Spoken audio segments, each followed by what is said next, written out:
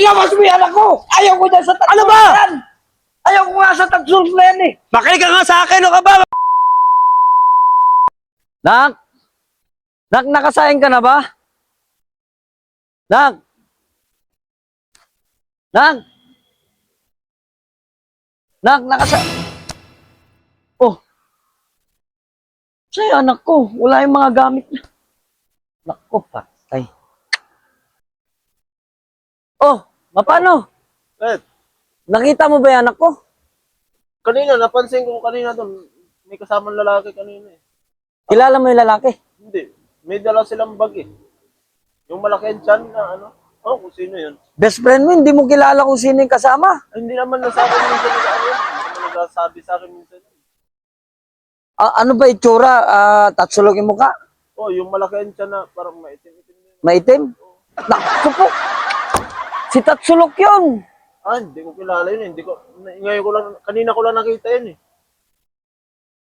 Anong oras mo nakita kanina lang? Oh, kanina-kanina. Mahabol ko pa kaya kung saan sila. Sa Pitix na ata yun sila. Tinahanan na ata yung anak ko. Ah, bakit? Hindi ba nagpaalam sa'yo? Wala nga eh, kaya nga hinahanap ko. Wala na yung mga gamit dito. Wala talaga yung bata na yun. Ikaw batang, makita kita talaga. Titirisin talaga kita. Huh. Sige, sige, tahanapin ko. Sige, bro.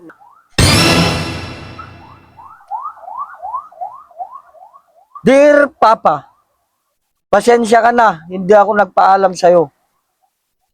Kasama ko si Batang ngayon, paalis na kami. Kung habulin mo kami, hindi mo na po kami mahabol. Pasensya na kayo, Papa. Your dearest love, Inday. Ay, sus! Nagtanan yung anak ko. Batang, ikaw talaga Batang. Patay ka sa akin. Patay ka sa akin. Titirahin talaga kita, Batang. Titirahin kita. Susundan kita kahit saan lupalop kayo ng mundo mapunta. Susundan kita. Ba't bukas ng bahay? Oh, nakasya ka pala! Kaya ano? Kaya ka pa dumating? Nandito kayo ngayon. Pasalong tayo. Hindi ka pwede pumasok dyan. Bakit? May kasama ako eh. Sino kasama mo dyan? Yung girlfriend ko nga, tinalang ko. Yan ang sinasabi ko sa'yo eh. Ba't tinanan mo? Mahal ko yung tao eh. Ba't hindi mo sinabi ka sa akin na ganun pala? Biglaan nga pa, ano bang manggagawa ko? Galit na galit nga yung papa nito sa akin eh. Yan lang ang sinasabi ko sa'yo. Binigyan mo ng problema naman eh. Pagka sa'yo babae na yan. Kawit. Puta natin doon ngayon. Nahihilo nga, gawa buntis. Matagal na kayo babae na yan.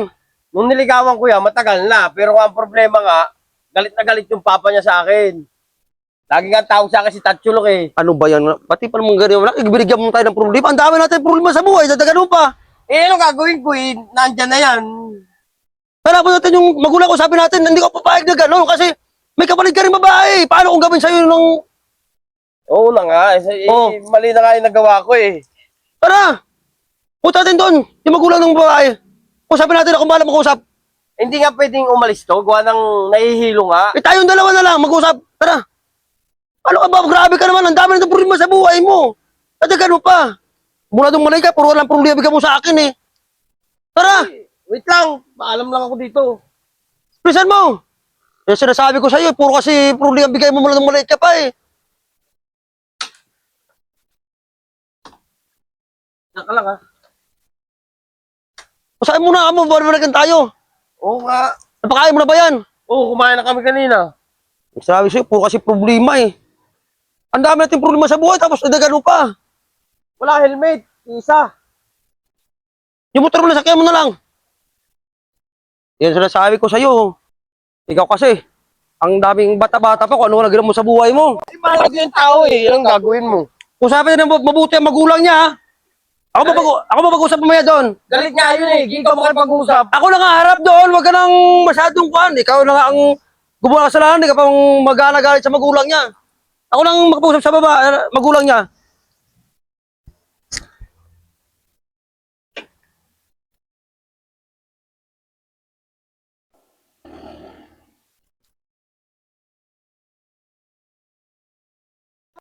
Yung bahay pa eh. Ay, yung bahay na. Oo. Parang walang tao dyan. Pero may tao dyan. Ah, kusapin natin. Ako lang harap. Opo. Helmet mo ba? Helmet mo. Hoy! Batang! Hoy! Yung anak ko, asan na? Ano ka ba? Pumunta ka ba rito? Pakusapin ka. Asan na yung anak ko? Ikaw bang... Ikaw bang magulang na babae? Ako nga yung magulang nung tinaanan ng anak ko. Sandali, makinig ka muna! Makinig ka muna, makinig ka, makinig ka! Makinig ka! Tinaanan niya yung anak ko eh. Pupunta kami rito! Ako magulang yan! Ako magulang niya! Ngayon pupunta kami rito para usapin ka! Pag-usapan... Ilabas mo yung anak ko. Ayaw ko dyan sa tatlong Ano ba? yan. Ayaw ko nga sa tatlong na yan eh. Makinig ka nga sa akin, ano ka ba? Magulang din ako! Naintindi ako na naintindi.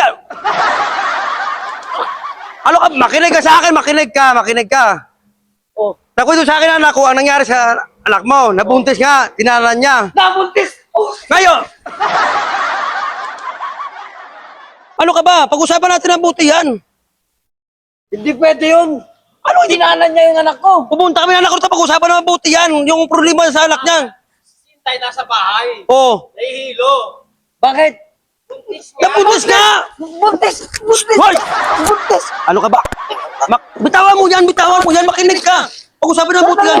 Umupo ka Ayaw na. ko malayan ng tatlo. Umupo ka muna yung umupo Ayaw dyan, ko umupo ka. malayan ng tatlo. Ito na lang. Hindi pwede yan. Naintindihan ko naramdaman mo, magulang din ako. Relax ka lang, ha? Ang emosyon mo, relax ka lang. Anak, makinig ka sa akin, anak. Usapan namin ito, kapitbahay ito. Nangyari na yan, di ba? Oh. Lahat sila dyan, may kasalanan. Anak mo at saka anak ko may kasalanan dyan. Ngayon, tayo magulang, pag-usapan natin ng maganda gawin dyan. Tulungan na natin sila. Nandyan, nangyari na yan eh. Oh. Ano, nak? Oh, mahal ko naman si Hintay. Oh, mahal pa na. Mahal naman ang anak ko yung anak mo eh. Eh yan. Sinasabi ko nga, pumunta kami rito nga. Pumunta kami rito para mag-usapan. Relax ka lang. Makinig ka ako kung makakaway mo maya. Makinig. Makakaway. Eh yung anak mo may kasalanan, tinakbo yung... Makinig ka nga sa akin. Makinig ka sa akin. Makinig ka sa akin ha. Oh, ano yun? Di ba pinag sa'yo? Alam mo, hindi kami punta rito sa'yo kung hindi desidong anak ko sa anak mo. Di ba? Intindihan mo ako? Oh. Kaya pumunta kami rito, sabi ng anak ko sa akin, Pa, abuntis ako. Sabi, oh, anong gawin dyan? Sabi ko, samahan mo, punta natin yung magulang ng babae, usapin ko. Di ba? Pumunta kami rito para makausap natin maayos. Relax ka. Ang lahat ng problema, padaan sa usapan yan. Ito na lang gawin natin. Nasaan ba yung anak ko? Nasa bahay nga. Nagulat ako na pag sa bahay, nandun yung anak mo sa loob eh. Natutulog eh. Sabi nga ng anak ko, sabi pa, may nandiyan kasama ko yung babae, nabuntis ko kasi. Oh, sinabi sa akin ang problema, kaya sumama ko rito. Relax ka lang. Pag-usapan natin na buti yan. Nangyari na yan. Ako may trabaho man ako, may trabaho ka ba? Wala. Kung ano man ang kailangan ng maging apo natin, pagtulungan na natin yan. Buhay natin ng apo natin. Kasi yung mga anak ko niyan, may trabaho diyan. Yung anak mo, doon mo sa bahay yun. Ano? Okay ba sa ganyang desisyon? Ano, nak? Ako, paano patatay ng anak? Oo nga, Pam. Umayag ka na kasi wala ka na magagawa. Buntis na yung si Hintay. Ano buntis? Tama na nga. Buntis? Ano? Ito na lang, baraya eh. Total, baraya na kita. Oh. Pag-usapan rin mabuti yan. At saka, yung anak ko, sa Sinday, pupunta na sa'yo dito pag hindi mainit ang ulo mo. Ah? Sige, sige, basta pumunta kayo dito. Oh, ano, nak? Dali mo Sinday dito. Pumunta kayo dito, dalhin mo dito. At gusto kong makita yung kalagayan ng anak ko. Oo, kasi masamang pakiramdam ngayon. Alam mong buntis, ang pabubuntis. At saka ayaw ko marinig na magsumbungan ako sa akin na ano mang gawin mo ha. Ano, okay na? Sige, basta pumunta siya dito. Okay na yun sa ating dalawa, okay na? Oo, okay na. Magulang sa magulang. Oo, magulang sa magulang, balay. Huwag mo daan yung ano, init sa ulo, lahat naman na. Wala. Ano? Basta araw-araw magpainom na. Oo. Wala na, okay na yun. Oo, okay na. Sige anak, ano, ikaw na bala kayo hindi pag ano rito. Ako na po bala. Oo, sige na. Sige, sige. Oo. Ako bukas, susunod na araw, pagka di na nahihilo. Galing mo pupunta dito, na kami ha? dito. Tatsulog. Ay, yan lang, okay na nga tayo na pag-usapan ng maayos kung ano pang... Galing mo yung anak ko dito, ha?